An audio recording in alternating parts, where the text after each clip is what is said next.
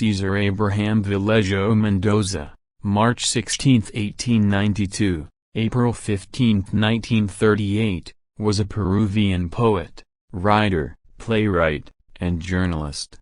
Although he published only 3 books of poetry during his lifetime, he is considered one of the great poetic innovators of the 20th century in any language. He was always a step ahead of literary currents, and each of his books was distinct from the others, and, in its own sense, revolutionary. Thomas Merton called him the greatest universal poet since Dante. The late British poet, critic and biographer Martin Seymour Smith, a leading authority on world literature, called Vallejo the greatest 20th-century poet in any language. He was a member of the intellectual community called North Group, formed in the Peruvian north coastal city of Trujillo. Clayton Eshelman and José Rubio Barch's translation of the complete posthumous poetry of César Vallejo won the National Book Award for Translation in 1979. César Vallejo was born the youngest of 11 children in Santiago de Chuco, a remote village in the Peruvian Andes.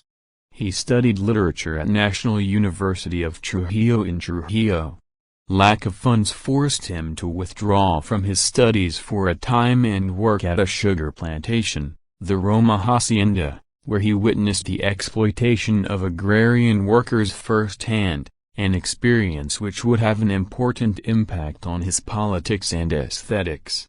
Vallejo received a BA in Spanish literature in 1915, the same year that he became acquainted with the Bohemia of Trujillo, in particular with APRA co-founders Antonio Urgo and Victor Raúl Haya de la Torre. In 1911 Vallejo moved to Lima, where he studied at National University of San Marcos, worked as a school teacher, and came into contact with the artistic and political avant-garde. While in Lima, he also produced his first poetry collection, Los Heraldos Negros. Despite its stated publication year of 1918, the book was actually published a year later. It is also heavily influenced by the poetry and other writings of fellow Peruvian Manuel González Prada, who had only recently died. Vallejo then suffered a number of calamities over the next few years. He refused to marry a woman with whom he had an affair and thus lost his teaching post. His mother passed away in 1918. In May 1920, homesickness drove him to return to Santiago de Chuco. On the 1st of August, the house belonging to the Santa Maria Calderón family, who transported merchandise and alcohol by pack animals from the coast, was looted and set on fire. Vallejo was unjustly accused as both a participant and instigator of the act. He hid but was discovered, arrested, and thrown in a Trujillo jail where he would remain for 112 days, from November 6, 1920 until February 26, 1921. On December 24, 1920 he won second place. First place was declared void, from the City Hall of Trujillo for the poem, Fabla de Gesta, tribute to Marx de Tortegal. Vallejo competed by hiding his identity with a pseudonym in an attempt to give impartiality to the competition.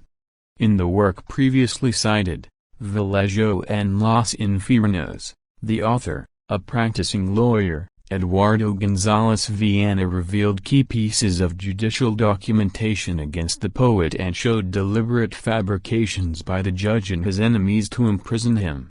It indicted the victims but excluded prosecution to those criminally involved.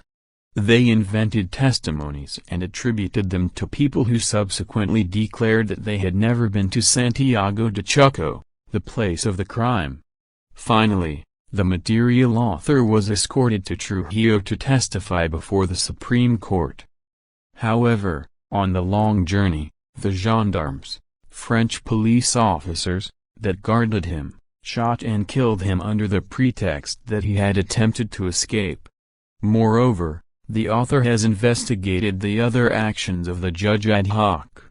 In truth, He was a lawyer for the large reed business Casa Grande and of the Crayuvlka mine, where the employees operated without a schedule and were victims of horrific working conditions. All of this highlights the political character of the criminal proceedings. With Vallejo, it had tried to mock his generation, university students that attempted to rise up against the injustice and embraced anarchism and socialism, utopias of the century. The judicial process was never closed. The poet left jail on behalf of a temporary release. Years later in Europe, he knew that he could never return to his home country. Jail and the hells revealed in this novel awaited him with an open door.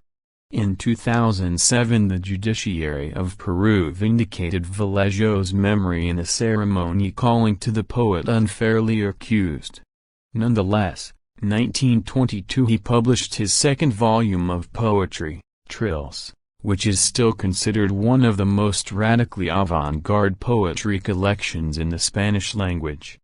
After publishing the short story collections Escalas Melagrafeadas and Fabla Salvaje in 1923, Vallejo emigrated to Europe under the threat of further incarceration and remained there until his death in Paris in 1938.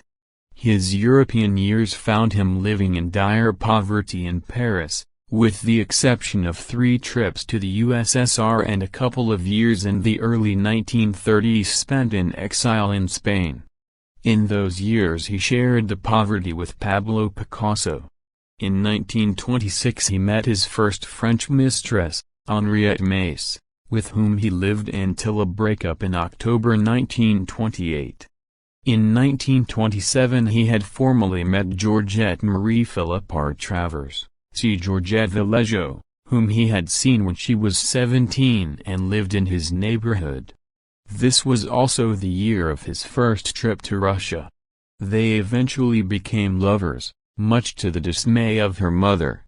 Georgette traveled with him to Spain the end of December 1930 and returned in January 1932. In 1930 the Spanish government awarded him a modest author's grant. When he returned to Paris, he also went on to Russia to participate in the International Congress of Writers' Solidarity towards the Soviet regime, not to be confused with the First Congress of Soviet Writers of 1934, which solidified the parameters for socialist realism. Back in Paris, Vallejo married Georgette Philippard in 1934. His wife remained a controversial figure concerning the publication of Vallejo's works for many years after his death. A regular cultural contributor to weeklies in Lima, Vallejo also sent sporadic articles to newspapers and magazines in other parts of Latin America, Spain, Italy, and France. His USSR trips also led to 2 books of reportage he was able to get published early in the 1930s. Vallejo also prepared several theatrical works never performed during his lifetime, among them his drama Ocho Hermanos, O los Presidentes de America, which shares content with another work he completed during this period, the socialist realist novel El Tungsteno. He even wrote a children's book, Paco Young. After becoming emotionally and intellectually involved in the Spanish Civil War, Vallejo had a final burst of poetic activity in the late 1930s, producing 2 books of poetry, both published posthumously, whose titles and proper organization remain a matter of debate. They were published as Poemas Humanos and España, a parte de mi escalas. He died on April 15, 1938, of an unknown illness now thought to have been a form of malaria, an event fictionalized in Roberto Bolaño's novel Monsieur Pain. Originally buried in the Montrouge Cemetery, Vallejo's remains are now in the Cimetière du Montparnasse in Paris. A new translation of Vallejo's poems, Malonga Chasing Vallejo, Selected Poems, César Vallejo, New Translations and Notes, Gerard Malonga, was published by 3 Rooms Press in 2014 and translated by Gerard Malonga.